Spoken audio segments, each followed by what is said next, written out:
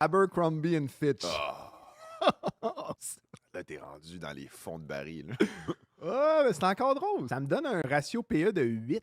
Ouais, parce qu'il y a personne qui veut l'acheter. Ben, c'est ça que je me disais. Mais, encore une fois, Je cadeau comprends. des fêtes, Je comprends. vêtements d'hiver, ça redevient cool. Je sais pas Ouais. si tu as checké, j'ai fait une coupe de Ils ont recherche des sur campagnes IG. marketing un peu comme... Sur TikTok, les TikTok Shops aux États-Unis, ça redevient. Et c'était quand même Abercrombie Fitch, une marque qui se vendait en retail, en magasin. Ouais. Nette croissance du e-com qui est maintenant 40% de ses ventes. Mais c'était pas une mauvaise marque. Avant, c'était vraiment cool comme marque. Là. Ben ici, j'en vois plus vraiment. Je Ouais. pense qu'aux États-Unis, c'est encore pas si pire.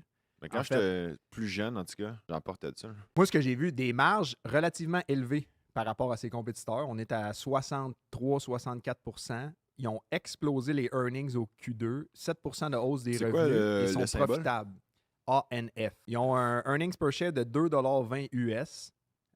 Moi, j'aime ce play-là. J'aime ce play-là dans les fêtes. Historiquement, j'ai regardé les 3-4 dernières années, de octobre à décembre. On peut s'en attendre. Il y a eu une hausse.